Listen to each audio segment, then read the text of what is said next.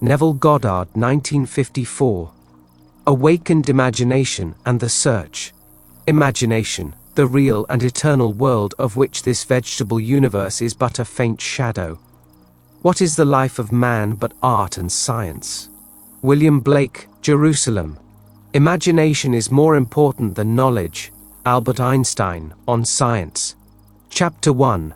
Who is your imagination? I rest not from my great task to open the eternal worlds, to open the immortal eyes of man inwards into the worlds of thought, into eternity ever expanding in the bosom of God, the human imagination.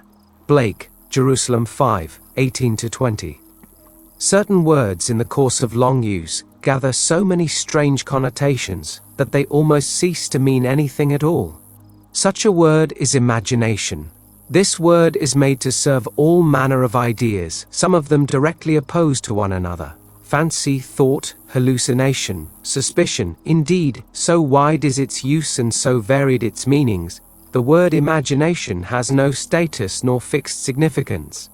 For example, we ask a man to use his imagination, meaning that his present outlook is too restricted and therefore not equal to the task. In the next breath, we tell him that his ideas are pure imagination, thereby implying that his ideas are unsound. We speak of a jealous or suspicious person as a victim of his own imagination, meaning that his thoughts are untrue. A minute later, we pay a man the highest tribute by describing him as a man of imagination. Thus, the word imagination has no definite meaning. Even the dictionary gives us no help.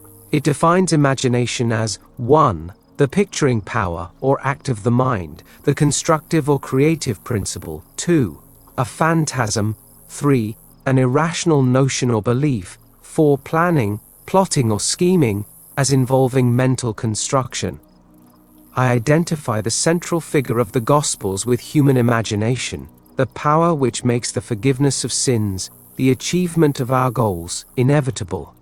All things were made by him, and without him was not anything made that was made. John 1:3. There is only one thing in the world, imagination, and all our deformations of it. He is despised and rejected of men, a man of sorrows, and acquainted with grief. Isaiah 53:3. Imagination is the very gateway of reality. Man, said Blake, is either the ark of God or a phantom of the earth and of the water. Naturally, he is only a natural organ subject to sense. The eternal body of man is the imagination, that is God himself, the divine body. Yod, Shin, Ayin. From right to the left, Jesus, we are his members. I know of no greater and truer definition of the imagination than that of Blake. By imagination, we have the power to be anything we desire to be. Through imagination, we disarm and transform the violence of the world. Our most intimate as well as our most casual relationships become imaginative. As we awaken to the mystery hid from the ages, Colossians 1:26, that Christ in us is our imagination, we then realize that only as we live by imagination can we truly be said to live at all. I want this book to be the simplest, clearest, frankest work I have the power to make it, that I may encourage you to function imaginatively, that you may open your immortal eyes inwards into the worlds of thought. William Blake, where you behold every desire of your heart as ripe grain white already to harvest. John 4:35. I am come that they might have life, and that they might have it more abundantly. John 10:10. The abundant life that Christ promised us is ours to experience now, but not until we have the sense of Christ as our imagination can we experience it.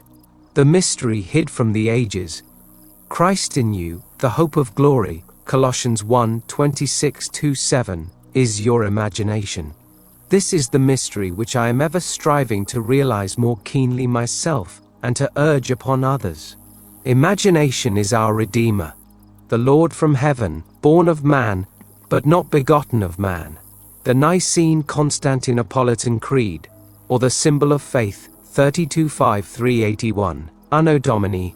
Every man is Mary, and birth to Christ must give. If the story of the Immaculate Conception and birth of Christ appears irrational to man, it is only because it is misread as biography. History and cosmology, and the modern explorers of the imagination, do not help by calling it the unconscious or subconscious mind. Imagination's birth and growth is the gradual transition from a God of tradition to a God of experience.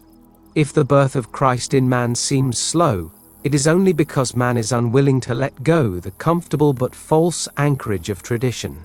When imagination is discovered as the first principle of religion, the stone of literal understanding will have felt the rod of Moses, and like the rock of Zion, Isaiah 28:16, Romans 9:33, issue forth the water of psychological meaning to quench the thirst of humanity, and all who take the proffered cup and live a life according to this truth will transform the water of psychological meaning into the wine of forgiveness. Then, like the Good Samaritan, Luke 10:33-35, they will pour it on the wounds of all. The Son of God is not to be found in history, nor in any external form. He can only be found as the imagination of Him in whom His presence becomes manifest. Oh, would thy heart but be a manger for His birth, God would once more become a child on earth. Angelus Silesius, a 17th century poet. Man is the garden in which this only begotten Son of God sleeps. He awakens this Son by lifting his imagination up to heaven and clothing men in godlike stature. We must go on imagining better than the best we know. Man in the moment of his awakening to the imaginative life must meet the test of sonship. Father, reveal thy Son in me, James Montgomery, and it pleased God to reveal his Son in me. Galatians 1:15-16. The supreme test of sonship is the forgiveness of sin. The test that your imagination is Christ Jesus, the Son of God, is your ability to forgive sin. Sin means missing one's mark in life, falling short of one's ideal, failing to achieve one's aim. Forgiveness means identification of man with his ideal or aim in life. This is the work of awakened imagination, the supreme work, for it tests man's ability to enter into and partake of the nature of his opposite. Let the weak man say, I am strong. Joel 3:10. Reasonably, this is impossible. Only awakened imagination can enter into and partake of the nature of its opposite. This conception of Christ Jesus as human imagination raises these fundamental questions. Is imagination a power sufficient, not merely to enable me to assume that I am strong, but is it also of itself capable of executing the idea? Suppose that I desire to be in some other place or situation. Could I, by imagining myself into such a state and place, bring about their physical realization? Suppose I could not afford the journey, and suppose my present social and financial status oppose the idea that I want to realize. Would imagination be sufficient of itself to incarnate these desires? Does imagination comprehend reason? By reason, I mean deductions from the observations of the senses. Does it recognize the external world of facts? In the practical way of everyday life, is imagination a complete guide to behavior? Suppose I am capable of acting with continuous imagination. That is, suppose I am capable of sustaining the feeling of my wish fulfilled. Will my assumption harden into fact? And, if it does harden into fact, shall I on reflection find that my actions through the period of incubation have been reasonable? Is my imagination a power sufficient, not merely to assume the feeling of the wish fulfilled, but is it also of itself capable of incarnating the idea? After assuming that I am already what I want to be, must I continually guide myself by reasonable ideas and actions in order to bring about the fulfillment of my assumption? Experience has convinced me that an assumption, though false, if persisted in, will harden into fact, that continuous imagination is sufficient for all things, and all my reasonable plans and actions will never make up for my lack of continuous imagination.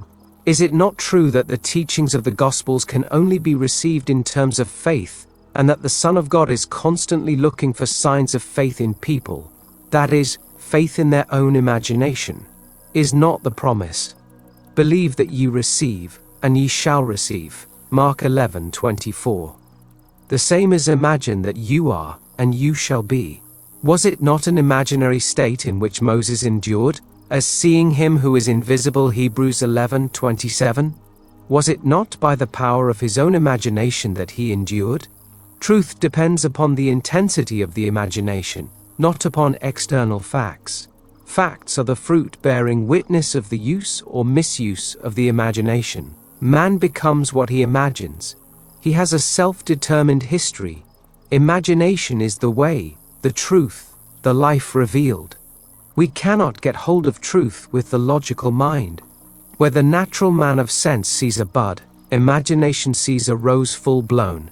Truth cannot be encompassed by facts. As we awaken to the imaginative life, we discover that to imagine a thing is to make it so, that a true judgment need not conform to the external reality to which it relates. The imaginative man does not deny the reality of the sensuous outer world of becoming, but he knows that it is the inner world of continuous imagination that is the force by which the sensuous outer world of becoming is brought to pass.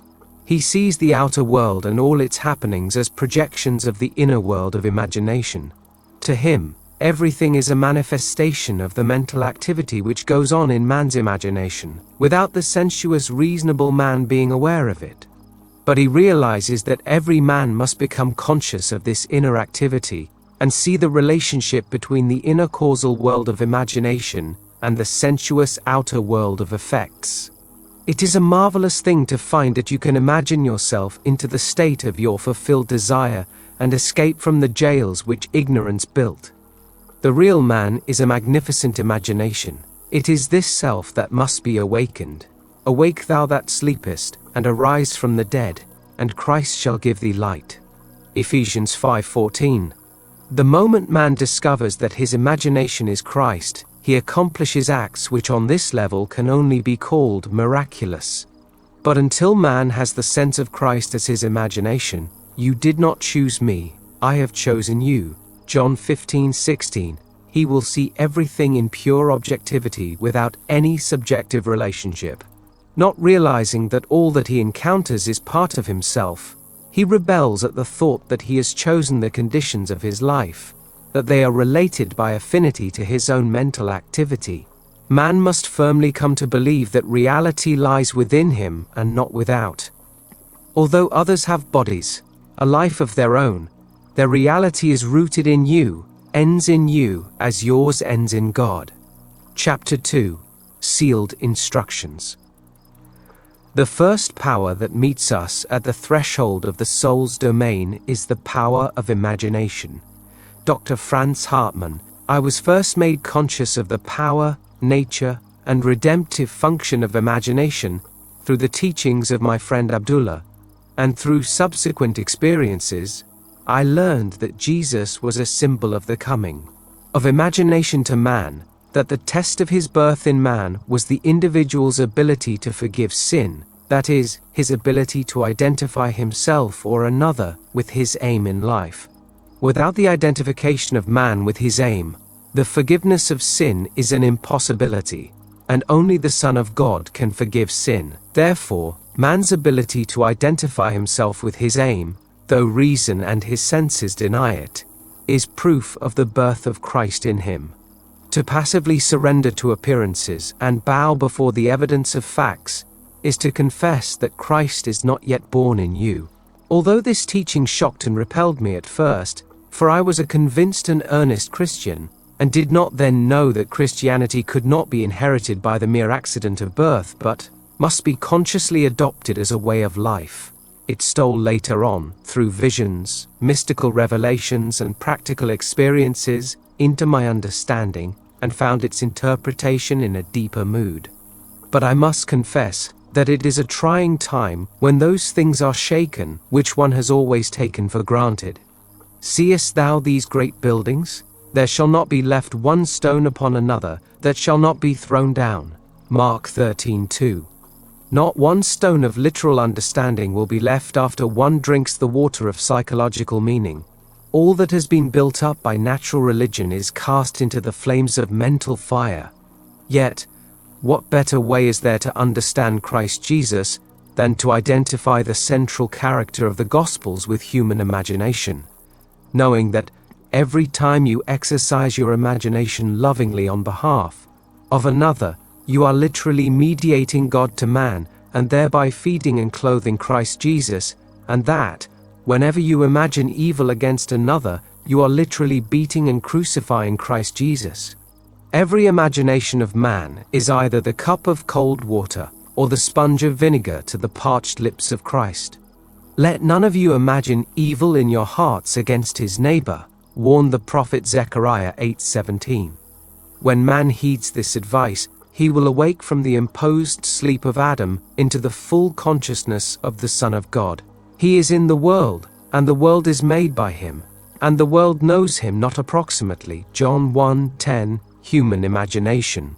I ask myself many times, if my imagination is Christ Jesus, and all things are possible to Christ Jesus, are all things possible to me? Through experience I have come to know that, when I identify myself with my aim in life, then Christ is awake in me. Christ is sufficient for all things. For in him dwelleth all the fullness of the Godhead bodily, and ye are complete in him, which is the head of all principality and power. Colossians 2:9-10. My grace is sufficient for thee. 2 Corinthians 12:9. I lay down my life that I might take it again. No man taketh it from me, but I lay it down of myself. John 10:17-18. What a comfort it is to know that all that I experience is the result of my own standard of beliefs, that I am the center of my own web of circumstances, and that as I change, so must my outer world. The world presents different appearances according as our states of consciousness differ. What we see when we are identified with a state cannot be seen when we are no longer fused with it. By state is meant all that man believes and consents to as true. No idea presented to the mind can realize itself unless the mind accepts it. It depends on the acceptance, the state with which we are identified, how things present themselves. In the fusion of imagination and states is to be found the shaping of the world as it seems. The world is a revelation of the states with which imagination is fused. It is the state from which we think that determines the objective world in which we live. The rich man, the poor man, the good man, the thief are what they are, by virtue of the states from which they view the world. On the distinction between these states depends the distinction between the worlds of these men. Individually so different is this same world. It is not the actions and behavior of the good man that should be matched, but his point of view. Outer reforms are useless if the inner state is not changed. Success is gained not by imitating the outer actions of the successful, but by right inner actions and inner talking. If we detach ourselves from a state, and we may at any moment, the conditions and circumstances to which that union gave being vanish. It was in the fall of 1933 in New York City that I approached Abdullah with a problem. He asked me one simple question: what do you want? I told him that I would like to spend the winter in Barbados, but that I was broke. I literally did not have a nickel. If you will imagine yourself to be in Barbados, said he, thinking and viewing the world from that state of consciousness instead of thinking of Barbados, you will spend the winter there. You must not concern yourself with the ways and means of getting there, for the state of consciousness of already being in Barbados, if occupied by your imagination, will devise the means best suited to realize itself. Man lives by committing himself to invisible states, by fusing his imagination with what he knows to be other than himself, and in this union he experiences the results of that fusion. No one can lose what he has, save by detachment from the state where the things experienced have their natural life. You must imagine yourself right into the state of your fulfilled desire, Abdullah told me, and fall asleep viewing the world from Barbados. The world which we describe from observation must be as we describe it relative to ourselves. Our imagination connects us with the state desired, but we must use imagination masterfully, not as an onlooker thinking of the end, but as a partaker thinking from the end. We must actually be there in imagination. If we do this, our subjective experience will be realized objectively. This is not mere fancy, said he, but a truth you can prove by experience. His appeal to enter into the wish fulfilled was the secret of thinking from the end. Every state is already there as mere possibility as long as you think of it, but is overpoweringly real when you think from it. Thinking from the end is the way of Christ. I began right there and then, fixing my thoughts beyond the limits of sense, beyond that aspect to which my present state gave being, towards the feeling of already being in Barbados and viewing the world from that standpoint.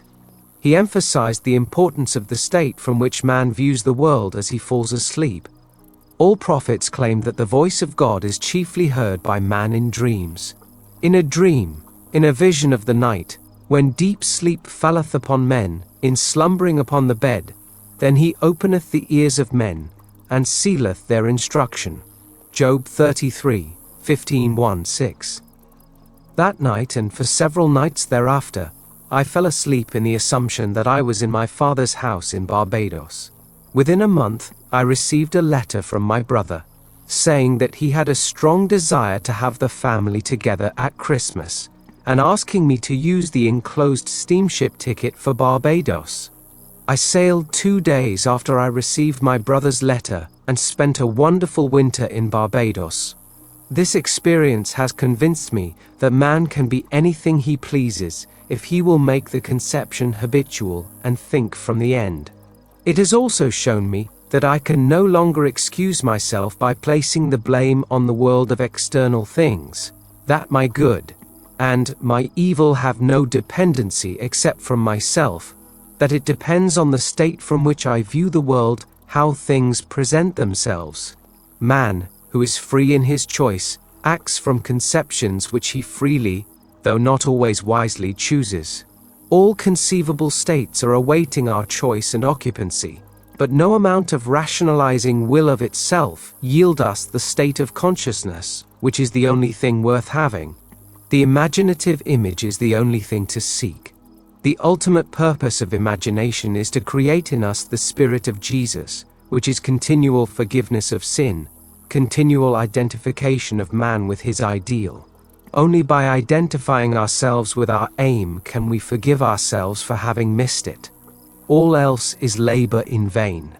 On this path, to whatever place or state we convey our imagination, to that place or state we will gravitate physically also. In my father's house are many mansions. If it were not so, I would have told you. I go to prepare a place for you. And if I go and prepare a place for you, I will come again, and receive you unto myself, that where I am, there ye may be also. John 14:2-3. By sleeping in my father's house in my imagination as though I slept there in the flesh, I fused my imagination with that state, and was compelled to experience that state in the flesh also. So vivid was this state to me, I could have been seen in my father's house had any sensitive entered the room, where in imagination I was sleeping. A man can be seen where in imagination he is, for a man must be where his imagination is, for his imagination is himself. This I know from experience, for I have been seen by a few to whom I desired to be seen, when physically I was hundreds of miles away. I, by the intensity of my imagination and feeling, imagining and feeling myself to be in Barbados, instead of merely thinking of Barbados, had spanned the vast Atlantic to influence my brother into desiring my presence to complete the family circle at Christmas. Thinking from the end, from the feeling of my wish fulfilled, was the source of everything that happened as outer cause, such as my brother's impulse to send me a steamship ticket, and it was also the cause of everything that appeared as results. In Ideas of Good and Evil, William Blake. Yeats, having described a few experiences similar to this experience of mine, writes, "If all who have described events like this have not dreamed, we should rewrite our histories, for all men, certainly all imaginative men, must be forever casting forth enchantments, glamour, illusions, and all men, especially tranquil men who have no powerful egotistic life, must be continually passing under their power. Determined imagination, thinking from the end, is the beginning of all miracles. I would like to give you an immense belief in miracles, but a miracle is only the name given by those who have no knowledge of the power and function of imagination to the works of imagination. Imagining oneself into the feeling of the wish fulfilled is the means by which a new state is entered. This gives the state the quality of isness. Hermes tells us, that which is manifested, that which has been or shall be is unmanifested, but not dead. For soul, the eternal activity of God, animates all things. The future must become the present in the imagination of the one who would wisely and consciously create circumstances. We must translate vision into being, thinking of into thinking from. Imagination must center itself in some state and view the world from that state. Thinking from the end is an intense perception of the world of fulfilled desire. Thinking from the state desired is creative living. Ignorance of this ability to think from the end is bondage. It is the root of all bondage with which man is bound. To passively surrender to the evidence of the senses underestimates the capacities of the inner self. Once man accepts thinking from the end as a creative principle in which he can cooperate, then he is redeemed from the absurdity of ever attempting to achieve his objective by merely thinking of it. Construct all ends according to the pattern of fulfilled desire. The whole of life is just the appeasement of hunger, and the infinite states of consciousness from which a man can view the world are purely a means of satisfying that hunger.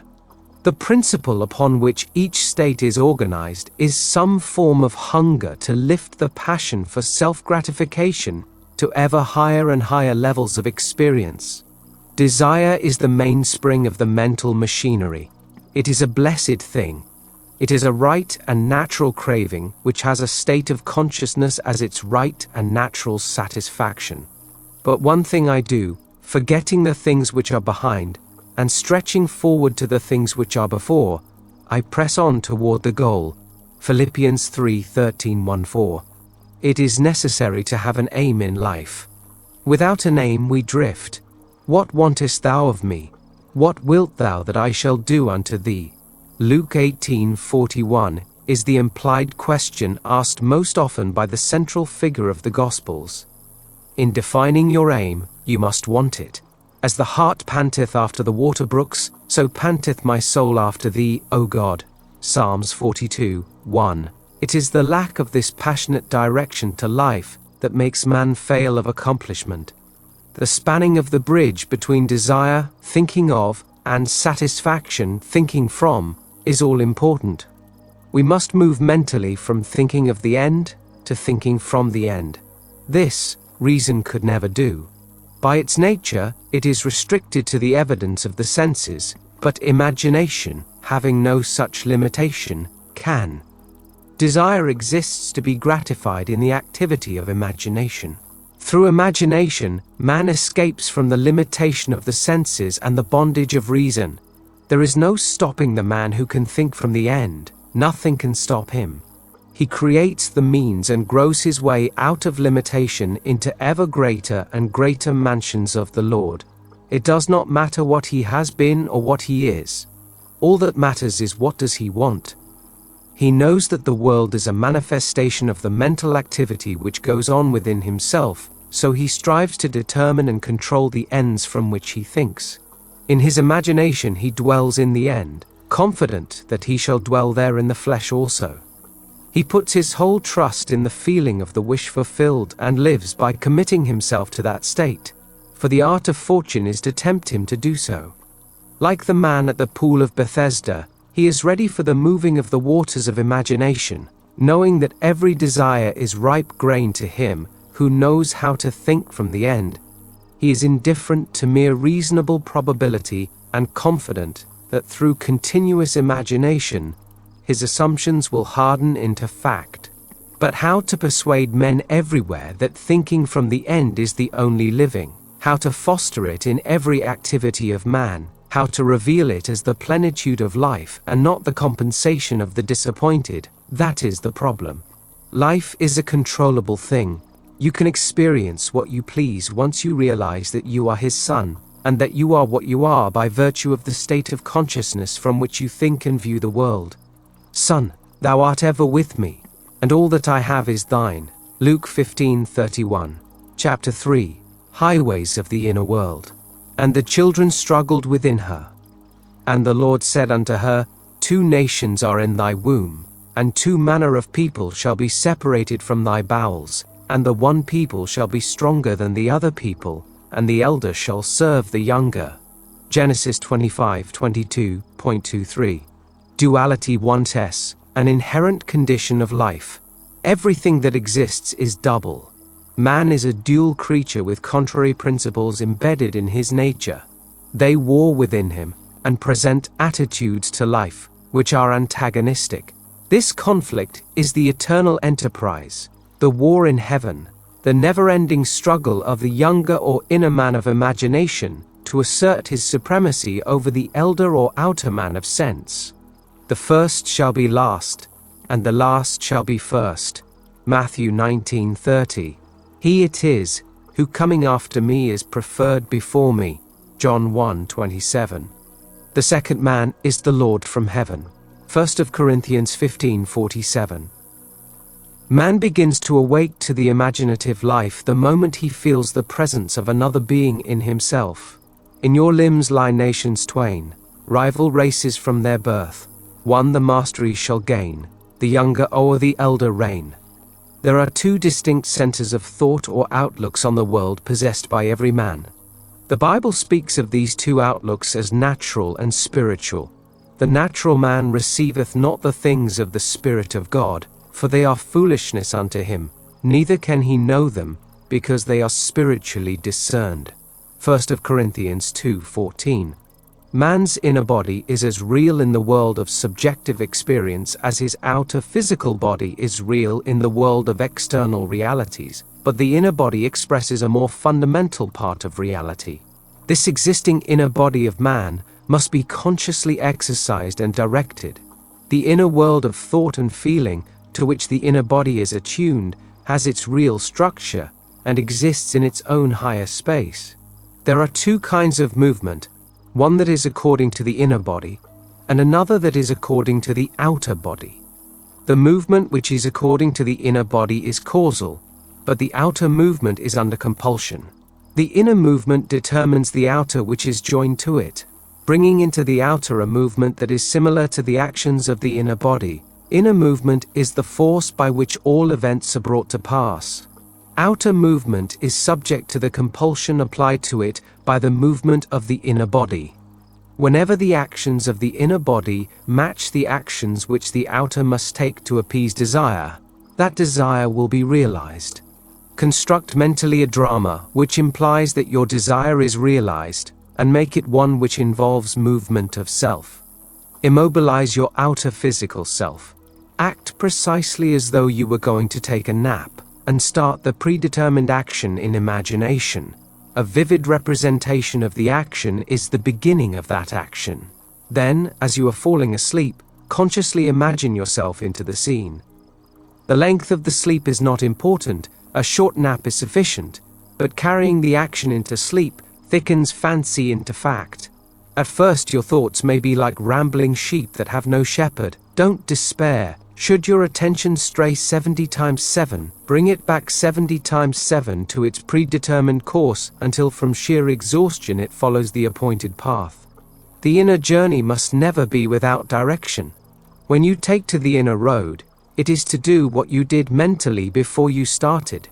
You go for the prize you have already seen and accepted.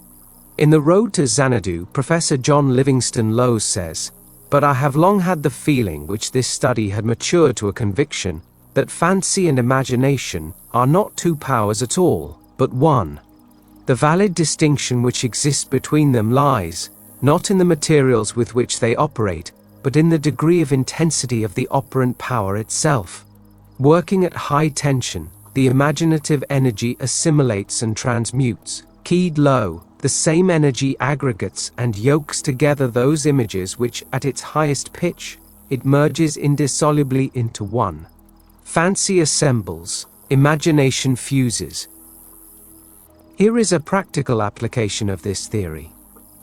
A year ago, a blind girl living in the city of San Francisco found herself confronted with a transportation problem. A rerouting of buses forced her to make 3 transfers between her home and her office. This lengthened her trip from 15 minutes to 2 hours and 15 minutes. She thought seriously about this problem and came to the decision that a car was the solution. She knew that she could not drive a car but felt that she could be driven in one. Putting this theory to the test, that whenever the actions of the inner self correspond to the actions which the outer, physical self must take to appease desire, that desire will be realized, she said to herself. I will sit here and imagine that I am being driven to my office. Sitting in her living room, she began to imagine herself seated in a car. She felt the rhythm of the motor. She imagined that she smelled the odor of gasoline, felt the motion of the car, touched the sleeve of the driver, and felt that the driver was a man. She felt the car stop, and turning to her companion said, "Thank you very much, sir," to which he replied, "The pleasure is all mine." Then she stepped from the car, and heard the door snap shut as she closed it. She told me that she centered her imagination on being in a car, and, although blind, viewed the city from her imaginary ride. She did not think of the ride. She thought from the ride and all that it implied. This controlled and subjectively directed purposive ride raised her imagination to its full potency. She kept her purpose ever before her, knowing there was cohesion in purposive inner movement. In these mental journeys, an emotional continuity must be sustained, the emotion of fulfilled desire. Expectancy and desire were so intensely joined that they passed at once from a mental state into a physical act. The inner self moves along the predetermined course best when the emotions collaborate. The inner self must be fired, and it is best fired by the thought of great deeds and personal gain. We must take pleasure in our actions. On 2 successive days, the blind girl took her imaginary ride, giving it all the joy and sensory vividness of reality. A few hours after her second imaginary ride, a friend told her of a story in the evening paper. It was a story of a man who was interested in the blind. The blind girl phoned him and stated her problem. The very next day, on his way home, he stopped in at a bar and while there had the urge to tell the story of the blind girl to his friend the proprietor. A total stranger, on hearing the story, volunteered to drive the blind girl home every day. The man who told the story then said, "If you will take her home, I will take her to work." This was over a year ago, and since that day, this blind girl has been driven to and from her office by these 2 gentlemen. Now, instead of spending 2 hours and 15 minutes on 3 buses, she is at her office in less than 15 minutes. And on that first ride to her office, she turned to her Good Samaritan and said, "Thank you very much, sir," and he replied, "The pleasure is all mine." Thus, the objects of her imagination were to her the realities of which the physical manifestation was only the witness. The determinative animating principle was the imaginative ride. Her triumph could be a surprise only to those who did not know of her inner ride. She mentally viewed the world from this imaginative ride with such a clearness of vision that every aspect of the city attained identity. These inner movements not only produce corresponding outer movements. This is the law which operates beneath all physical appearances. He who practices these exercises of bilocation will develop unusual powers of concentration and quiescence, and will inevitably achieve waking consciousness on the inner and dimensionally larger world. Actualizing strongly, she fulfilled her desire, for, viewing the city from the feeling of her wish fulfilled, she matched the state desired and granted that to herself which sleeping men ask of God. To realize your desire, an action must start in your imagination, apart from the evidence of the senses, involving movement of self and implying fulfillment of your desire. Whenever it is the action which the outer self takes to appease desire, that desire will be realized. The movement of every visible object is caused not by things outside the body, but by things within it. which operate from within outward. The journey is in yourself. You travel along the highways of the inner world. Without inner movement, it is impossible to bring forth anything. Inner action is introverted sensation. If you will construct mentally a drama which implies that you have realized your objective, then close your eyes and drop your thoughts inward. Centering your imagination all the while in the predetermined action, and partake in that action, you will become a self-determined being. Inner action orders all things according to the nature of itself. Try it, and see whether a desirable ideal once formulated is possible, for only by this process of experiment can you realize your potentialities. It is thus that this creative principle is being realized. So the clue to purposive living is to center your imagination in the action and feeling of fulfilled desire with such awareness, such sensitiveness, that you initiate and experience movement upon the inner world. Ideas only act if they are felt, if they awaken inner movement. Inner movement is conditioned by self-motivation, outer movement by compulsion. Wherever the sole of your foot shall tread, the same give I unto you. Joshua 1:3. And remember, the Lord thy God in the midst of thee is mighty. Zephaniah 3:17. Chapter 4. The pruning shears of revision. The second man is the Lord from heaven. 1 Corinthians 15:47. Never will he say caterpillars. He'll say, there's a lot of butterflies as is to be on our cabbages, pure. He won't say, it's winter. He'll say, summer's sleeping. And there's no bud little enough, nor sad-coloured enough for Kester not to callan at the beginnings of the blow. Mary Webb, Precious Bane. The very first act of correction or cure is always revise. One must start with oneself. It is one's attitude that must be changed. What we are, that only can we see. Emerson. It is a most healthy and productive exercise to daily relive the day as you wish you had lived it, revising the scenes to make them conform to your ideals. For instance, suppose today's mail brought disappointing news. Revise the letter, mentally rewrite it, and make it conform to the news you wish you had received. Then, in imagination, read the revised letter over and over again. This is the essence of revision, and revision results in repeal. The one requisite is to arouse your attention in a way and to such intensity that you become wholly absorbed in the revised action.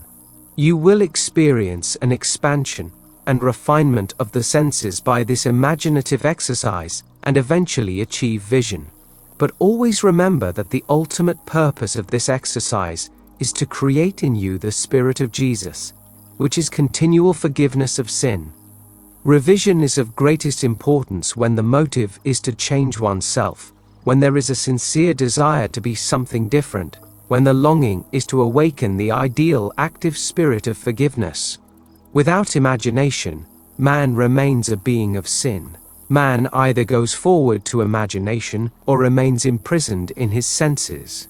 To go forward to imagination is to forgive. Forgiveness is the life of the imagination.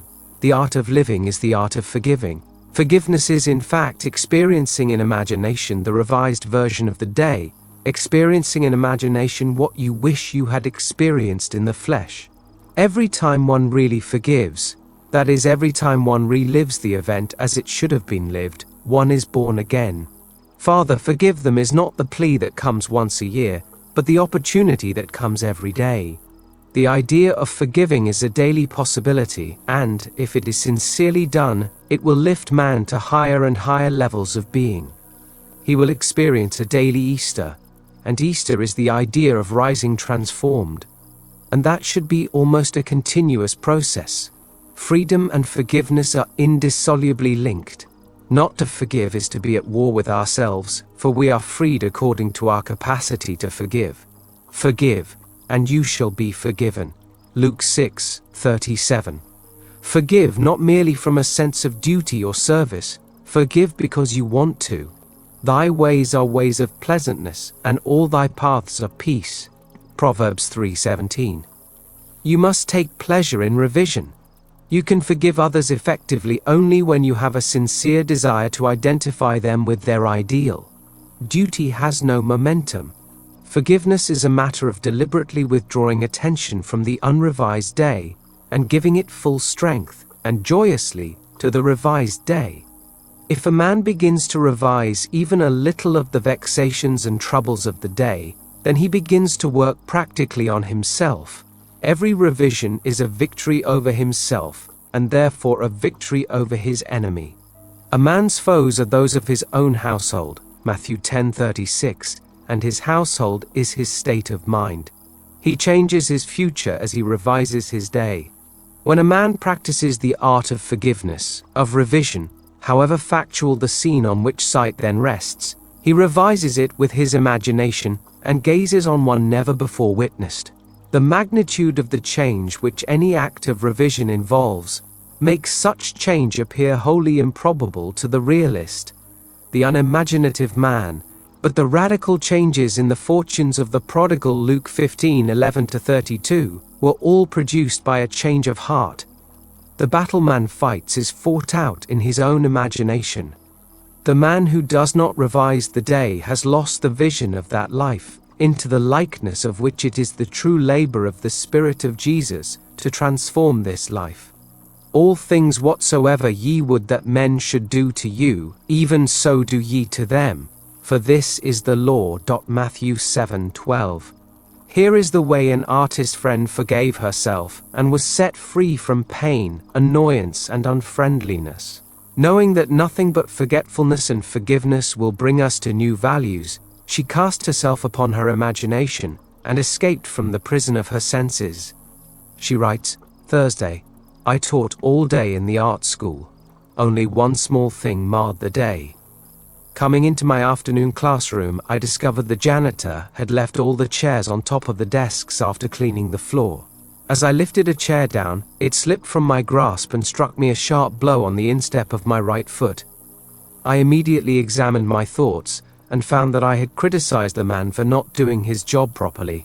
Since he had lost his helper, I realized he probably felt he had done more than enough, and it was an unwanted gift that had bounced and hit me on the foot. Looking down at my foot, I saw both my skin and nylons were intact, so forgot the whole thing. That night, after I had been working intensely for about 3 hours on a drawing, I decided to make myself a cup of coffee. To my utter amazement, I couldn't manage my right foot at all, and it was giving out great bumps of pain. I hopped over to a chair and took off my slipper to look at it. The entire foot was a strange purplish pink, swollen out of shape and red hot. I tried walking on it and found that it just flapped. I had no control over it whatsoever. It looked like one of two things: either I had cracked a bone when I dropped the chair on it, or something could be dislocated. No use speculating what it is, better get rid of it right away. So I became quiet, all ready to melt myself into light. To my complete bewilderment, my imagination refused to cooperate. It just said no. This sort of thing often happens when I am painting. I just started to argue why not. It just kept saying no. Finally I gave up and said, "You know I am in pain. I am trying hard not to be frightened, but you are the boss. What do you want to do?" The answer: go to bed and review the day's events. So I said, all right. But let me tell you, if my foot isn't perfect by tomorrow morning, you have only yourself to blame. After arranging the bedclothes so they didn't touch my foot, I started to review the day. It was slow going, as I had difficulty keeping my attention away from my foot. I went through the whole day, saw nothing to add to the chair incident. But when I reached the early evening, I found myself coming face to face with a man who for the past year has made a point of not speaking. The first time this happened, I thought he had grown deaf. I had known him since school days, but we had never done more than say hello and comment on the weather. Mutual friends assured me I had done nothing, that he had said he never liked me, and finally decided it was not worthwhile speaking. I had said hi, he hadn't answered. I found that I thought, poor guy. What a horrid state to be in. I shall do something about this ridiculous state of affairs. So, in my imagination, I stopped right there and redid the scene. I said hi, he answered hi, and smiled. I now thought, good old Ed. I ran the scene over a couple of times and went on to the next incident and finished up the day. Now what? Do we do my foot or the concert? I had been melting and wrapping up a wonderful present of courage and success for a friend who was to make her debut the following day, and I had been looking forward to giving it to her tonight. My imagination sounded a little bit solemn as it said, "Let us do the concert, it will be more fun." But first, couldn't we just take my perfectly good imagination foot out of this physical one before we start? I pleaded. By all means. That done, I had a lovely time at the concert, and my friend got a tremendous ovation. By now I was very, very sleepy and fell asleep doing my project. The next morning, as I was putting on my slipper, I suddenly had a quick memory picture of withdrawing a discolored and swollen foot from the same slipper. I took my foot out and looked at it. It was perfectly normal in every respect. There was a tiny pink spot on the instep where I remembered I had hit it with the chair. What a vivid dream that was, I thought, and dressed. While waiting for my coffee, I wandered over to my drafting table and saw that all my brushes were lying helter-skelter and unwashed. Whatever possessed you to leave your brushes like that? Don't you remember? It was because of your foot, so it hadn't been a dream after all, but a beautiful healing. She had won by the art of revision what she would never have won by force.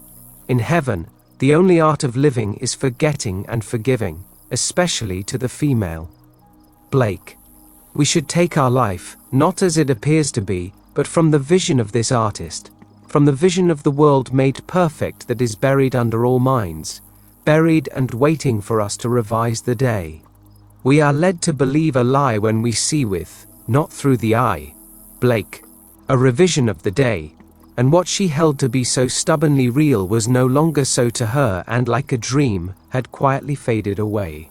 You can revise the day to please yourself, and by experiencing in imagination, the revised speech and actions not only modify the trend of your life story, but turn all its discords into harmonies. The one who discovers the secret of revision cannot do otherwise than let himself be guided by love. Your effectiveness will increase with practice. Revision is the way by which right can find its appropriate might.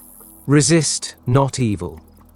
Matthew 5:39. For all passionate conflicts result in an interchange of characteristics. To him that knoweth to do good, and doeth it not, to him it is sin. James 4:17. To know the truth, you must live the truth. And to live the truth, your inner actions must match the actions of your fulfilled desire. Expectancy and desire must become one. Your outer world is only actualized inner movement. Through ignorance of the law of revision, those who take to warfare are perpetually defeated. Only concepts that idealize depict the truth. Your ideal of man is his truest self. It is because I firmly believe that whatever is most profoundly imaginative is, in reality, most directly practical, that I ask you to live imaginatively and to think into, and to personally appropriate the transcendent saying, Christ in you, the hope of glory. Colossians 1:27. Don't blame, only resolve. It is not man and the earth at their loveliest, but you practicing the art of revision make paradise. The evidence of this truth can lie only in your own experience of it. Try revising the day. It is to the pruning shears of revision that we owe our prime fruit. Chapter 5. The Coin of Heaven. Does a firm persuasion that a thing is so make it so? And the prophet replied, all poets believe that it does. And in ages of imagination, this firm persuasion removed mountains, but many are not capable of a firm persuasion of anything. Blake, Marriage of Heaven and Hell. Let every man be fully persuaded in his own mind. Romans 14:5. Persuasion wants an inner effort of intense attention. To listen attentively as though you heard is to evoke, to activate. By listening, you can hear what you want to hear, and persuade those beyond the range of the outer ear. Speak it inwardly in your imagination only. Make your inner conversation match your fulfilled desire. What you desire to hear without, you must hear within. Embrace the without within, and become one who hears only that which implies the fulfillment of his desire. And all the external happenings in the world will become a bridge leading to the objective realization of your desire. Your inner speech is perpetually written all around you in happenings. Learn to relate these happenings to your inner speech, and you will become self-taught. By inner speech is meant those mental conversations which you carry on with yourself. They may be inaudible when you are awake because of the noise and distractions of the outer world of becoming, but they are quite audible in deep meditation and dream. But whether they be audible or inaudible, you are their author and fashion your world in their likeness. There is a God in heaven, and heaven is within you that revealeth secrets, and maketh known to the king Nebuchadnezzar what shall be in the latter days. Thy dream, and the visions of thy head upon thy bed, are these. Daniel 2:28. Inner speech from premises of fulfilled desire is the way to create an intelligible world for yourself. Observe your inner speech, for it is the cause of future action. Inner speech reveals the state of consciousness from which you view the world. Make your inner speech match your fulfilled desire, for your inner speech is manifested all around you in happenings. If any man offend not in word, the same is a perfect man, and able also to bridle the whole body. Behold, we put bits in the horses' mouths, that they may obey us, and we turn about their whole body. Behold also the ships, which though they be so great, and are driven by fierce winds, yet are they turned about with a very small helm, whithersoever the governor listeth. Even so the tongue is a little member, and boasteth great things. Behold, how great a matter a little fire kindleth. James 3:2-5. The whole manifested world goes to show us what use we have made of the word inner speech.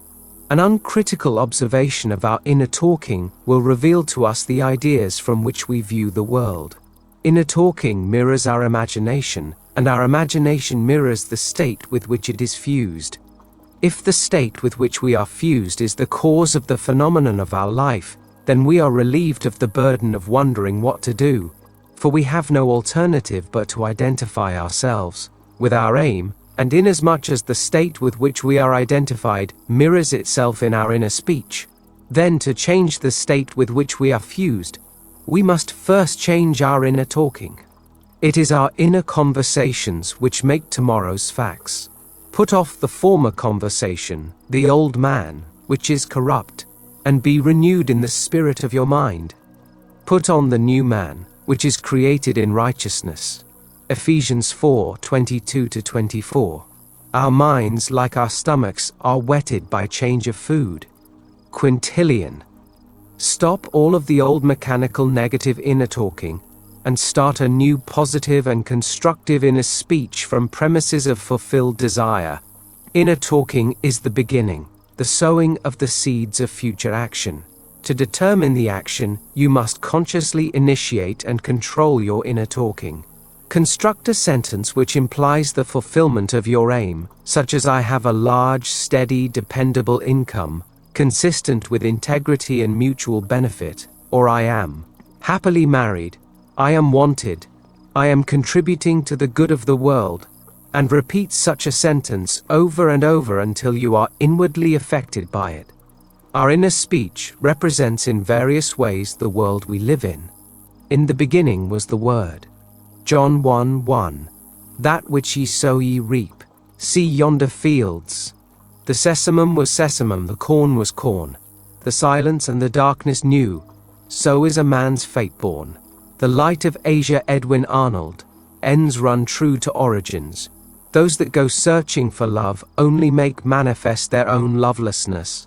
And the loveless never find love, only the loving find love, and they never have to seek for it. D.H. Lawrence. Man attracts what he is.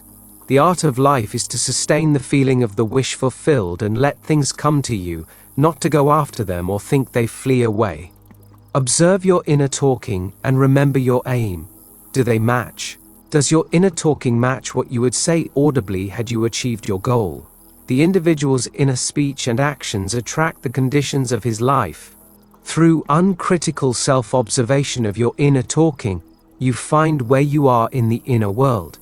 And where you are in the inner world is what you are in the outer world. You put on the new man whenever ideals and inner speech match.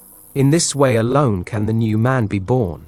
Inner talking matures in the dark. From the dark it issues into the light. The right inner speech is the speech that would be yours were you to realize your ideal. In other words, it is the speech of fulfilled desire. I am that.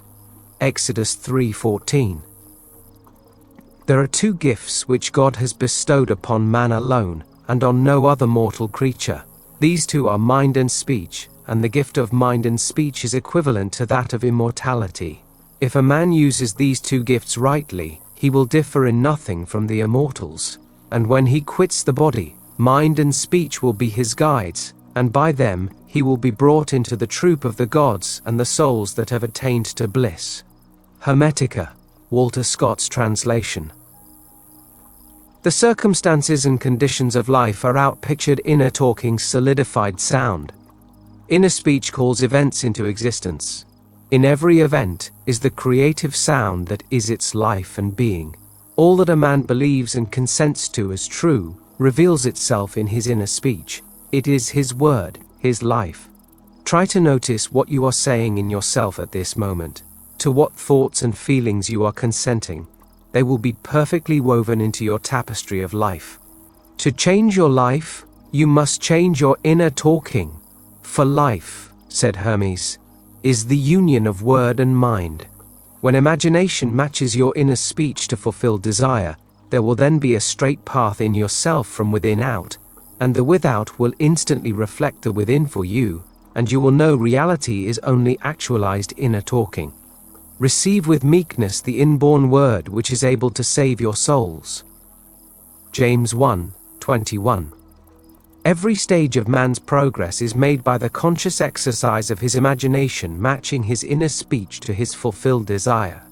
Because man does not perfectly match them, the results are uncertain, while they might be perfectly certain. Persistent assumption of the wish fulfilled is the means of fulfilling the intention. As we control our inner talking, matching it to our fulfilled desires, we can lay aside all other processes. Then we simply act by a clear imagination and intention. We imagine the wish fulfilled and carry on mental conversations from that premise. Through controlled inner talking from premises of fulfilled desire, seeming miracles are performed. The future becomes the present and reveals itself in our inner speech. To be held by the inner speech of fulfilled desire is to be safely anchored in life. Our lives may seem to be broken by events, but they are never broken so long as we retain the inner speech of fulfilled desire. All happiness depends on the active voluntary use of imagination to construct and inwardly affirm that we are what we want to be. We match ourselves to our ideals by constantly remembering our aim and identifying ourselves with it. We fuse with our aims by frequently occupying the feeling of our wish fulfilled. It is the frequency, the habitual occupancy, that is the secret of success. The oftener we do it, the more natural it is. Fancy assembles. Continuous imagination fuses. It is possible to resolve every situation by the proper use of imagination. Our task is to get the right sentence, the one which implies that our desire is realized, and fire the imagination with it. All this is intimately connected with the mystery of the still small voice. Inner talking reveals the activities of imagination, activities which are the causes of the circumstances of life. As a rule, man is totally unaware of his inner talking, and therefore sees himself not as the cause, but the victim of circumstance. To consciously create circumstance, man must consciously direct his inner speech, matching the still small voice to his fulfilled desires. He calls things not seen as though they were. Romans 4:17. Right inner speech is essential. It is the greatest of the arts. It is the way out of limitation into freedom. Ignorance of this art has made the world a battlefield and penitentiary, where blood and sweat alone are expected, when it should be a place of marveling and wondering. Right inner talking is the first step to becoming what you want to be. Speech is an image of mind, and mind is an image of God. Hermetica, Scott translation. On the morning of April 12, 1953, my wife was awakened by the sound of a great voice of authority speaking within her and saying, "You must stop spending your thoughts, time and money. Everything in life must be an investment. To spend is to waste, to squander, to lay out without return. To invest is to lay out for a purpose from which a profit is expected." This revelation of my wife is about the importance of the moment. It is about the transformation of the moment. What we desire does not lie in the future, but in ourselves at this very moment. At any moment in our lives, we are faced with an infinite choice, what we are and what we want to be. And what we want to be is already existent, but to realize it, we must match our inner speech and actions to it. If two of you shall agree on earth as touching anything that they shall ask, it shall be done for them of my Father which is in heaven. Matthew 18:19. It is only what is done now that counts. The present moment does not recede into the past, it advances into the future to confront us, spent or invested. Thought is the coin of heaven. Money is its earthly symbol. Every moment must be invested, and our inner talking reveals whether we are spending or investing. Be more interested in what you are inwardly saying now than what you have said by choosing wisely what you think and what you feel now. Anytime we feel misunderstood, misused, neglected, suspicious, afraid, we are spending our thoughts and wasting our time. Whenever we assume the feeling of being what we want to be, we are investing. We cannot abandon the moment to negative inner talking and expect to retain command of life. Before us go the results of all that seemingly is behind. Not gone is the last moment, but oncoming. My word shall not return unto me void, but it shall accomplish that which I please, and it shall prosper in the thing whereto I sent it. Isaiah 55:11. The circumstances of life are the muffled utterances of the inner talking that made them, the word made visible. The word, said Hermes, is son, and the mind is father of the word. They are not separate one from the other, for life is the union of word and mind. He willed us forth from himself by the word of truth. James 1:18. Let us be imitators of God as dear children. Ephesians 5:1. And use our inner speech wisely to mold an outer world in harmony with our ideal.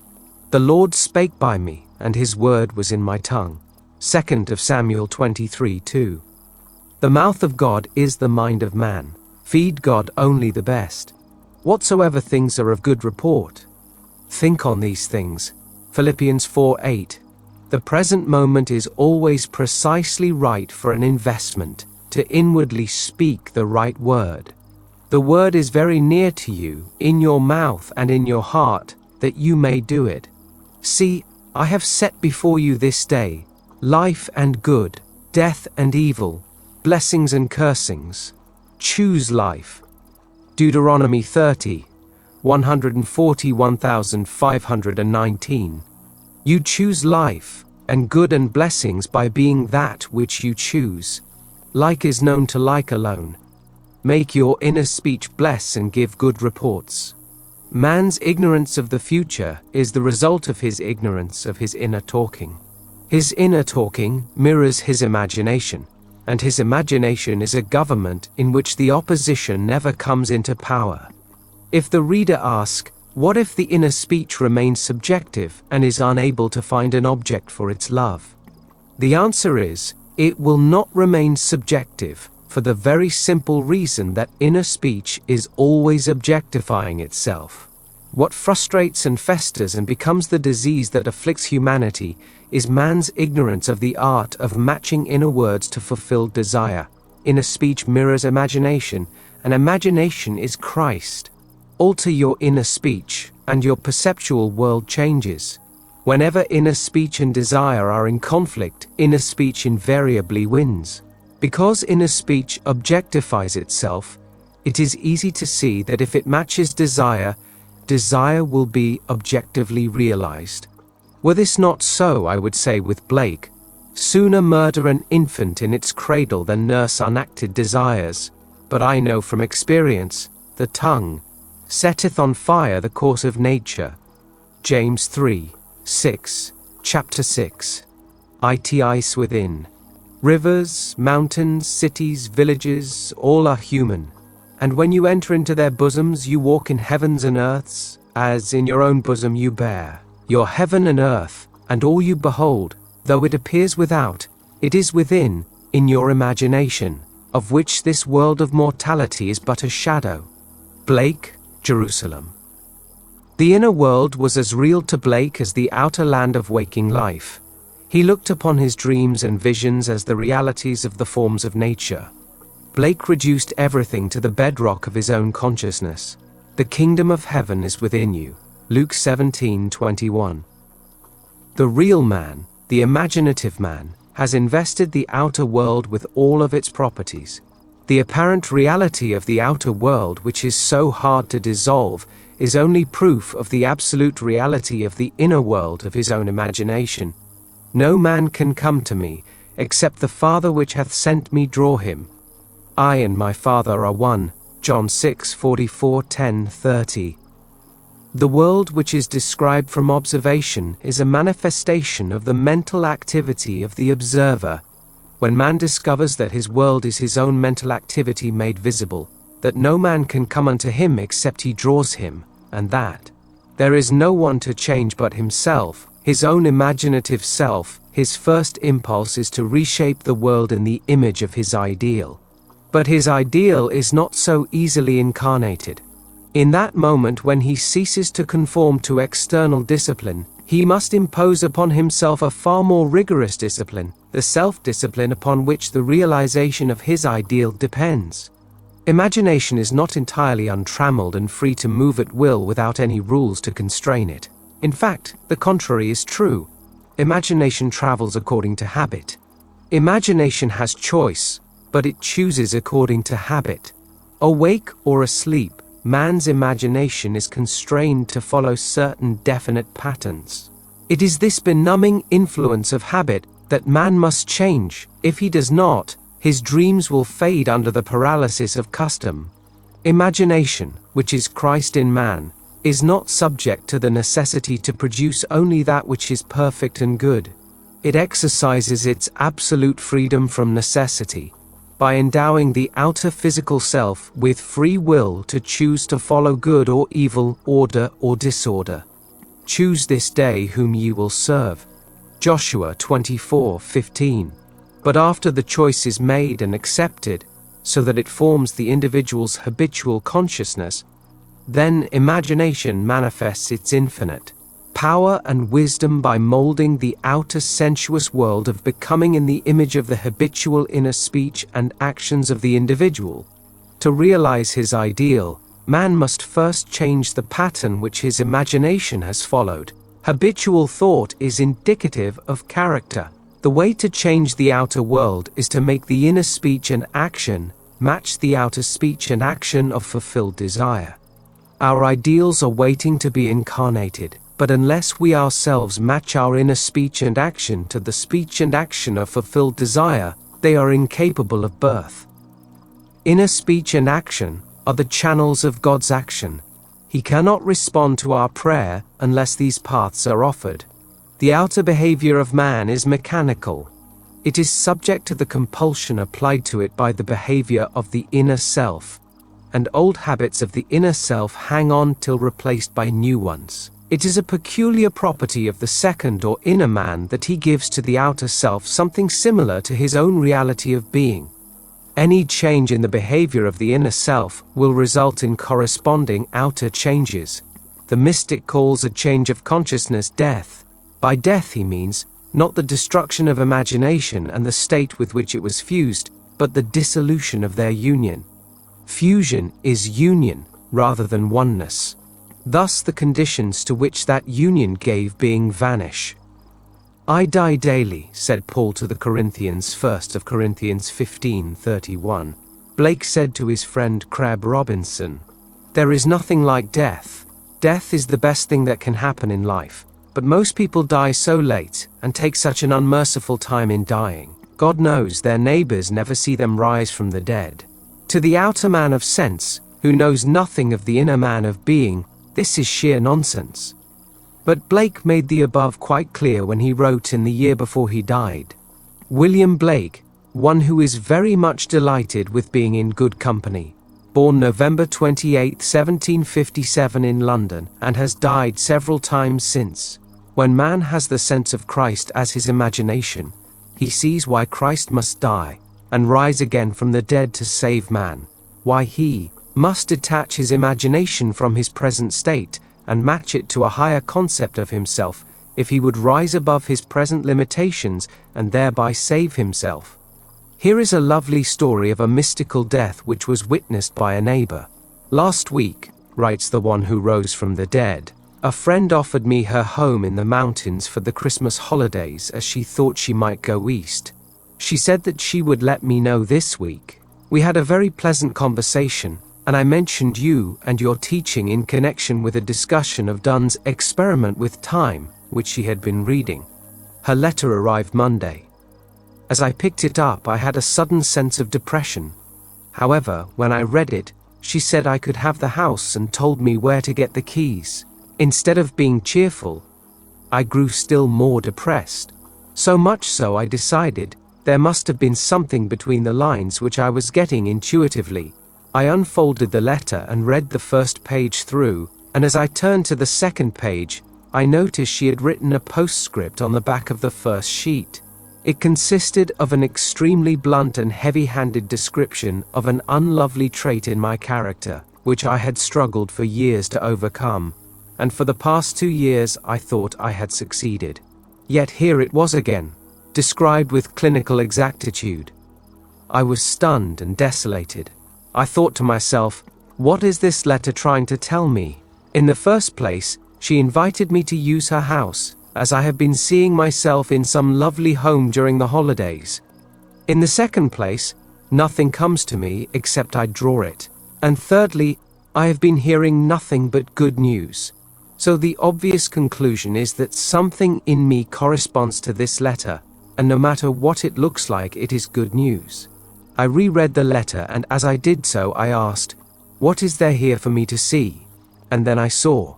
It started out, after our conversation of last week, I feel I can tell you, and the rest of the page was as studded with wheres and waces as currants in a seed cake. A great feeling of elation swept over me. It was all in the past. The thing I had labored so long to correct was done. I suddenly realized that my friend was a witness to my resurrection. I whirled around the studio chanting, "It's all in the past, it is done, thank you, it is done." I gathered all my gratitude up in a big ball of light and shot it straight to you. And if you saw a flash of lightning Monday evening shortly after 6 your time, that was it. Now, instead of writing a polite letter, because it is the correct thing to do, I can write giving sincere thanks for her frankness and thanking her for the loan of her house. Thank you so much for your teaching, which has made my beloved imagination truly my Savior. And now, if any man shall say unto her, Lo, here is Christ, or there Matthew 24:23, she will believe it not, for she knows that the kingdom of God is within her, and that she herself must assume full responsibility for the incarnation of her ideal, and that nothing but death and resurrection will bring her to it. She has found her Savior, her beloved imagination, forever expanding in the bosom of God. There is only one reality, and that is Christ. Human imagination, the inheritance and final achievement of the whole of humanity, that we, speaking the truth in love, may grow up into him in all things, which is the head, even Christ. Ephesians 4:14-15. Chapter 7. Creation is finished. I am the beginning and the end. There is nothing to come that has not been, and is. Ecclesiastes 3:15 Revised Standard Version. Blake saw all possible human situations as already made states. He saw every aspect, every plot and drama as already worked out as mere possibilities as long as we are not in them, but as overpowering realities when we are in them. He described these states as sculptures of losses halls. Distinguish therefore states from individuals in those states. States change, but individual identities never change nor cease. The imagination is not a state, said Blake. It is the human existence itself. Affection or love becomes a state when divided from imagination. Just how important this is to remember is almost impossible to say, but the moment the individual realizes this for the first time is the most momentous in his life, and to be encouraged to feel this is the highest form of encouragement it is possible to give. This truth is common to all men, but the consciousness of it, and much more the self-consciousness of it, is another matter. The day I realized this great truth, that everything in my world is a manifestation of the mental activity which goes on within me, and that the conditions and circumstances of my life only reflect the state of consciousness with which I am fused, is the most momentous in my life. But the experience that brought me to this certainty is so remote from ordinary existence, I have long hesitated to tell it, for my reason refused to admit the conclusions to which the experience impelled me. Nevertheless, this experience revealed to me that I am supreme within the circle of my own state of consciousness, and that it is the state with which I am identified that determines what I experience. Therefore, it should be shared with all, for to know this is to become free from the world's greatest tyranny, the belief in a second cause. Blessed are the pure in heart, for they shall see God. Matthew 5:8. Blessed are they whose imagination has been so purged of the beliefs in second causes, they know that imagination is all, and all is imagination. One day I quietly slipped from my apartment in New York City into some remote yesteryear's countryside. As I entered the dining room of a large inn, I became fully conscious. I knew that my physical body was immobilized on my bed back in New York, yet here I was as awake and as conscious as I have ever been. I intuitively knew that if I could stop the activity of my mind, everything before me would freeze. No sooner was the thought born than the urge to try it possessed me. I felt my head tighten, then thicken to a stillness. My attention concentrated into a crystal-clear focus, and the waitress walked not. And I looked through the window, and the leaves falling, fell not, and the family of 4 eating, ate not, and they lifting the food, lifted it not.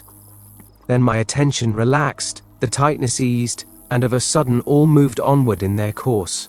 The leaves fell, the waitress walked, and the family ate. Then I understood Blake's vision of the sculptures of losses halls. I sent you to reap that, whereon ye bestowed no labor. John 4:38. Creation is finished. I am the beginning and the end, there is nothing to come that has not been, and is. Ecclesiastes 3:15, Revised Standard Version. The world of creation is finished, and its original is within us. We saw it before we set forth, and have since been trying to remember it, and to activate sections of it. There are infinite views of it. Our task is to get the right view, and by determined direction of our attention, make it pass in procession before the inner eye. If we assemble the right sequence and experience it in imagination until it has the tone of reality, then we consciously create circumstances. This inner procession is the activity of imagination that must be consciously directed. We, by a series of mental transformations, become aware of increasing portions of that which already is, and by matching our own mental activity to that portion of creation which we desire to experience, we activate it, resurrect it, and give it life. This experience of mine not only shows the world as a manifestation of the mental activity of the individual observer, but it also reveals our course of time as jumps of attention between eternal moments. An infinite abyss separates any 2 moments of ours. We, by the movements of our attention, give life to the sculptures of losses halls. Think of the world as containing an infinite number of states of consciousness from which it could be viewed. Think of these states as rooms or mansions in the house of God, John 14:2, and like the rooms of any house, they are fixed relative to one another.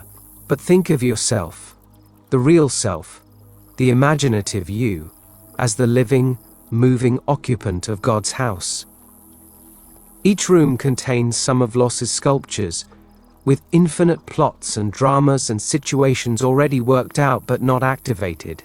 They are activated as soon as human imagination enters and fuses with them. Each represents certain mental and emotional activities. To enter a state, man must consent to the ideas and feelings which it represents. These states represent an infinite number of possible mental transformations which man can experience. To move into another state or mansion necessitates a change of beliefs. All that you could ever desire is already present, and only waits to be matched by your beliefs. But it must be matched, for that is the necessary condition by which alone it can be activated and objectified. Matching the beliefs of a state is the seeking that finds, the knocking to which it is opened, the asking that receives. Matthew 7:8, Luke 11:10. Go in and possess the land. Exodus 6:4-8. The moment man matches the beliefs of any state, he fuses with it, and this union results in the activation and projection of its plots, plans, dramas, and situations. It becomes the individual's home from which he views the world. It is his workshop, and if he is observant, he will see outer reality shaping itself upon the model of his imagination. It is for this purpose of training us in image-making that we were made subject to the limitations of the senses and clothed in bodies of flesh. It is the awakening of the imagination, the returning of his Son, that our Father waits for. The creature was made subject to vanity not willingly, but by reason of him who subjected it. Romans 8:20. But the victory of the Son, the return of the prodigal, assures us that the creature shall be delivered from the bondage of corruption into the glorious liberty of the Son's children of God. Romans 8:21. We were subjected to this biological experience because no one can know of imagination who has not been subjected to the vanities and limitations of the flesh, who has not taken his share of sonship, and gone prodigal, who has not experimented and tasted this cup of experience. And confusion will continue until man awakes and a fundamentally imaginative view of life has been re-established and acknowledged as basic. I should preach the unsearchable riches of Christ and make all men see what is the fellowship of the mystery, which from the beginning of the world has been hid in God, who created all things by Jesus Christ. Ephesians 3:8-9. Bear in mind that Christ in you is your imagination.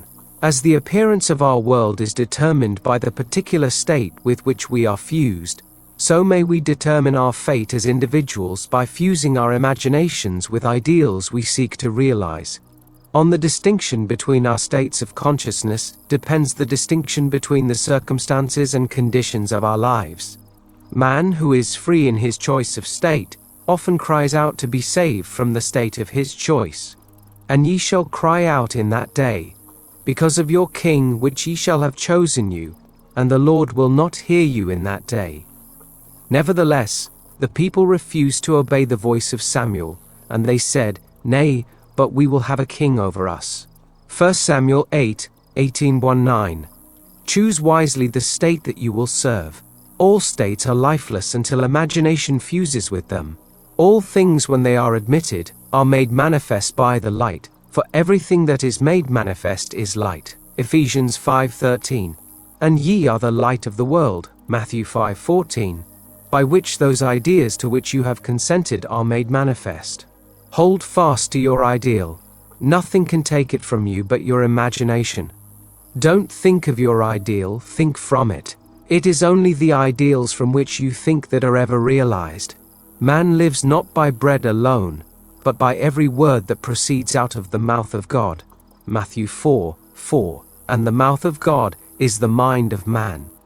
Become a drinker and an eater of the ideals you wish to realize. Have a set, definite aim, or your mind will wander, and wandering it eats every negative suggestion. If you live right mentally, everything else will be right. By a change of mental diet, you can alter the course of observed events. But unless there is a change of mental diet, your personal history remains the same. You illuminate or darken your life by the ideas to which you consent. Nothing is more important to you than the ideas on which you feed. And you feed on the ideas from which you think. If you find the world unchanged, it is a sure sign that you are wanting in fidelity to the new mental diet, which you neglect in order to condemn your environment. You are in need of a new and sustained attitude. You can be anything you please if you will make the conception habitual, for any idea which excludes all others from the field of attention discharges in action. The ideas and moods to which you constantly return define the state with which you are fused. Therefore, train yourself to occupy more frequently the feeling of your wish fulfilled. This is creative magic. It is the way to work toward fusion with the desired state. If you would assume the feeling of your wish fulfilled more frequently, you would be master of your fate. But unfortunately, you shut out your assumption for all but the occasional hour. Practice making real to yourself the feeling of the wish fulfilled. After you have assumed the feeling of the wish fulfilled, do not close the experience as you would a book, but carry it around like a fragrant odor. Instead of being completely forgotten, let it remain in the atmosphere, communicating its influence automatically to your actions and reactions. A mood, often repeated, gains a momentum that is hard to break or check. So be careful of the feelings you entertain. Habitual moods reveal the state with which you are fused. It is always possible to pass from thinking of the end you desired to realize to thinking from the end. But the crucial matter is thinking from the end, for thinking from means unification or fusion with the idea, whereas in thinking of the end, there is always subject and object, the thinking individual and the thing thought. You must imagine yourself into the state of your wish fulfilled, in your love for that state, and in so doing, live and think from it and no more of it. You pass from thinking of to thinking from by centering your imagination in the feeling of the wish fulfilled. Chapter 8. The apple of God's eye. What think ye of the Christ? Whose son is he? Matthew 22:42. When this question is asked of you, let your answer be, Christ is my imagination, and, though I see not yet all things put under him, Hebrews 2:8. Yet I know that I am Mary, from whom sooner or later he shall be born, and eventually do all things through Christ. Philippians 4:13. The birth of Christ is the awakening of the inner or second man. It is becoming conscious of the mental activity within oneself, which activity continues whether we are conscious of it or not. The birth of Christ does not bring any person from a distance, or make anything to be that was not there before. It is the unveiling of the Son of God in man. The Lord cometh in clouds. Mark 13:26, Luke 21:27 is the prophet's description of the pulsating rings of golden liquid light on the head of him in whom he awakes. The coming is from within and not from without, as Christ is in us. Romans 8:10, 2 Corinthians 13:3, Galatians 2:20, Galatians 4:19, Colossians 1:27. This great mystery, God was manifest in the flesh, 1 Timothy 3:16, begins with Advent, and it is appropriate that the cleansing of the temple, which temple ye are, 1 Corinthians 3:17, stands in the forefront of the Christian mysteries. The kingdom of heaven is within you. Luke 17:21. Advent is unveiling the mystery of your being.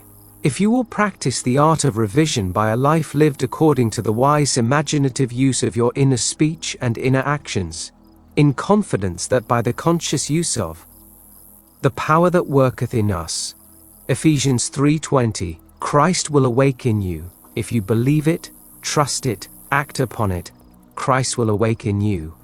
This is Advent. Great is the mystery. God was manifest in the flesh, 1 Timothy 3:16. From Advent on, he that toucheth you toucheth the apple of God's eye. Zechariah 2:8, the search to Victoria, the fulfillment of a dream. Once in an idle interval at sea, I meditated on the perfect state, and wondered what I would be, were I of too pure eyes to behold iniquity, if to me all things were pure and were I without condemnation. As I became lost in this fiery brooding, I found myself lifted above the dark environment of the senses. So intense was the feeling, I felt myself a being of fire dwelling in a body of air. Voices as from a heavenly chorus, with the exultation of those who had been conquerors in a conflict with death, were singing, "He is risen. He is risen," and intuitively I knew they meant me. Then I seemed to be walking in the night. I soon came upon a scene that might have been the ancient pool of Bethesda, for in this place lay a great multitude of impotent folk, blind, halt, withered, waiting not for the moving of the water as of tradition, but waiting for me. As I came near, without thought or effort on my part, they were, one after the other, molded as by the magician of the beautiful. Eyes, hands, feet, all missing members, were drawn from some invisible reservoir, and molded in harmony with that perfection which I felt springing within me. When all were made perfect, the chorus exulted, "It is finished." Then the scene dissolved, and I awoke. I know this vision was the result of my intense meditation upon the idea of perfection, for my meditations invariably bring about union with the state contemplated. I had been so completely absorbed within the idea, that for a while, I had become what I contemplated, and the high purpose with which I had for that moment identified myself drew the companionship of high things, and fashioned the vision in harmony with my inner nature. The ideal with which we are united works by association of ideas to awaken 1,000 moods to create a drama in keeping with the central idea. I first discovered this close relationship of moods to vision when I was aged about 7. I became aware of a mysterious life quickening within me like a stormy ocean of frightening might. I always knew when I would be united with this hidden identity, for my senses were expectant on the nights of these visitations, and I knew beyond all doubt that before morning I would be alone with immensity. I so dreaded these visitations that I would lie awake until my eyes from sheer exhaustion closed. As my eyes closed in sleep, I was no longer solitary but smitten through and through with another being, and yet I knew it to be myself. It seemed older than life, yet nearer to me than my boyhood. If I tell what I discovered on these nights, I do so not to impose my ideas on others, but that I may give hope to those who seek the law of life. I discovered that my expectant mood worked as a magnet to unite me with this greater me, while my fears made it appear as a stormy sea. As a boy I conceived of this mysterious self as might, and in my union with it I felt its majesty as a stormy sea which drenched me, then rolled and tossed me as a helpless wave. As a man I conceived of it as love and myself the son of it, and in my union with it, now, what a love enfolds me! It is a mirror to all, whatever we conceive it as being, that it is to us. I believe it to be the center through which all the threads of the universe are drawn. Therefore I have altered my values and changed my ideas so that they now depend upon and are in harmony with this sole cause of all that is. It is to me that changeless reality which fashions circumstances in harmony with our concepts of ourselves. My mystical experiences have convinced me that there is no way to bring about the outer perfection we seek other than by the transformation of ourselves. As soon as we succeed in transforming ourselves, the world will melt magically before our eyes and reshape itself in harmony with that which our transformation affirms. 2 other visions I will tell because they bear out the truth of my assertion that we, by intensity of love and hate, become what we contemplate. Once, with closed eyes made radiant from brooding, I meditated on the eternal question, "Who am I?" and felt myself gradually dissolve into a shoreless sea of vibrant light, imagination passing beyond all fear of death. In this state, nothing existed but myself, a boundless ocean of liquid light. Never have I felt more intimate with being. How long this experience lasted I do not know, but my return to earth was accompanied by a distinct feeling of crystallizing again into human shape. At another time, I lay on my bed, and with my eyes shut, as in sleep I brooded on the mystery of Buddha.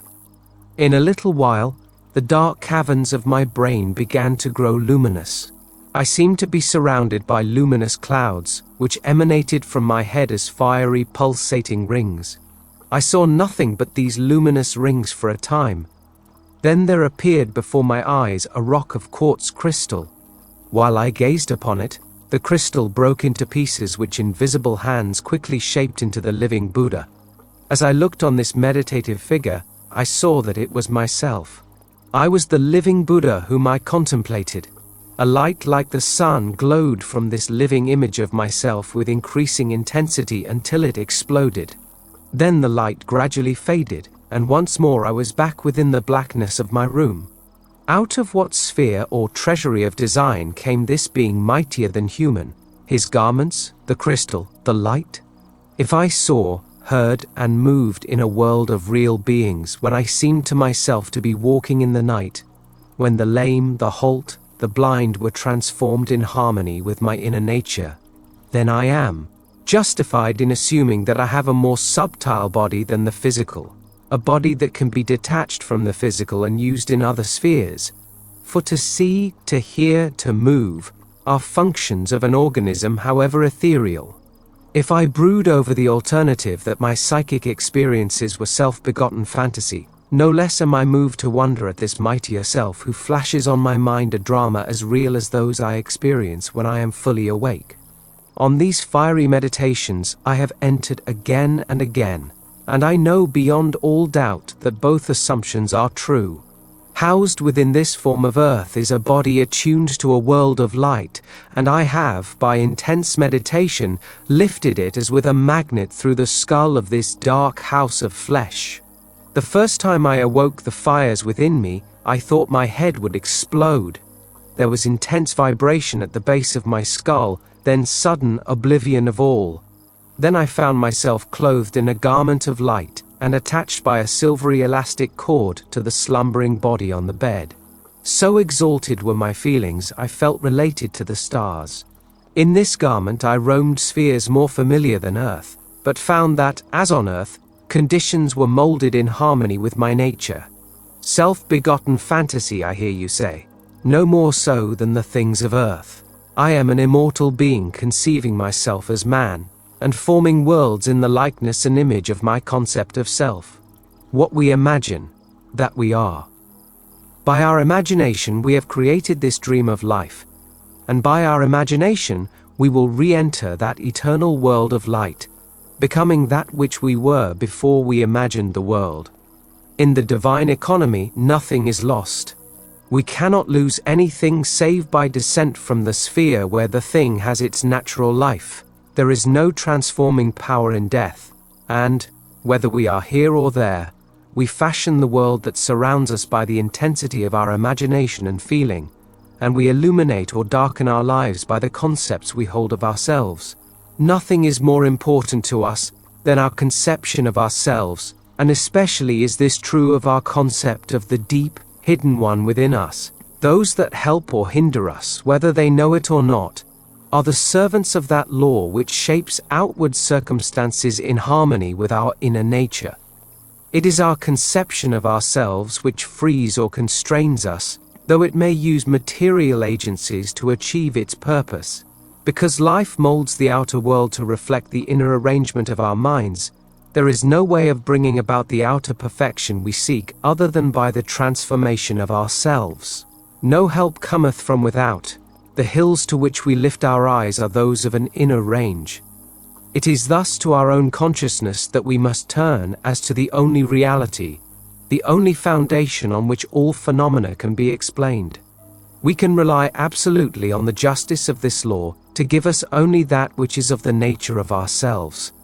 To attempt to change the world before we change our concept of ourselves is to struggle against the nature of things. There can be no outer change until there is first an inner change. As within, so without. I am not advocating philosophical indifference when I suggest that we should imagine ourselves as already that which we want to be, living in a mental atmosphere of greatness, rather than using physical means and arguments to bring about the desired change. Everything we do, unaccompanied by a change of consciousness, is but futile readjustment of surfaces. However we toil or struggle, we can receive no more than our subconscious assumptions affirm. To protest against anything which happens to us is to protest against the law of our being and our rulership over our own destiny. The circumstances of my life are too closely related to my conception of myself not to have been launched by my own spirit from some magical storehouse of my being. If there is pain to me in these happenings, I should look within myself for the cause, for I am moved here and there and made to live in a world in harmony with my concept of myself. Intense meditation brings about a union with the state contemplated, and during this union we see visions, have experiences, and behave in keeping with our change of consciousness. This shows us that a transformation of consciousness will result in a change of environment and behavior. However, our ordinary alterations of consciousness, as we pass from one state to another, are not transformations, because each of them is so rapidly succeeded by another in the reverse direction. But whenever one state grows so stable as to definitely expel its rivals, then that central habitual state defines the character and is a true transformation. To say that we are transformed means that ideas previously peripheral in our consciousness now take a central place and form the habitual center of our energy. All wars prove that violent emotions are extremely potent in precipitating mental rearrangements. Every great conflict has been followed by an era of materialism and greed, in which the ideals for which the conflict ostensibly was waged are submerged. This is inevitable because war evokes hate, which impels a descent in consciousness from the plane of the ideal to the level where the conflict is waged. If we would become as emotionally aroused over our ideals as we become over our dislikes, we would ascend to the plane of our ideals as easily as we now descend to the level of our hates. Love and hate have a magical transforming power, and we grow through their exercise into the likeness of what we contemplate.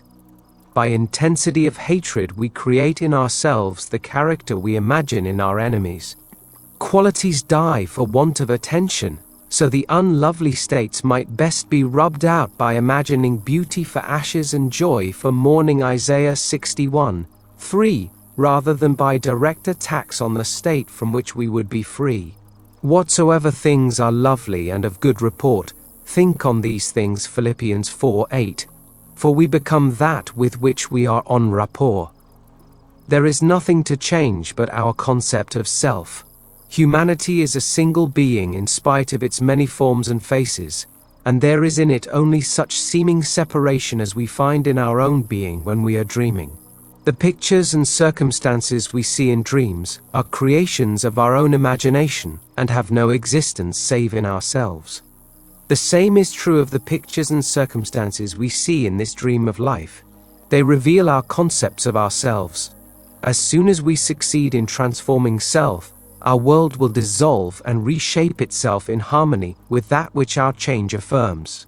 The universe which we study with such care is a dream, and we the dreamers of the dream, eternal dreamers, dreaming non-eternal dreams. One day, like Nebuchadnezzar, we shall awaken from the dream, from the nightmare in which we fought with demons, to find that we really never left our eternal home, that we were never born and have never died save in our dream. The end. Remember to like and subscribe, and let the sound of the bell guide you back.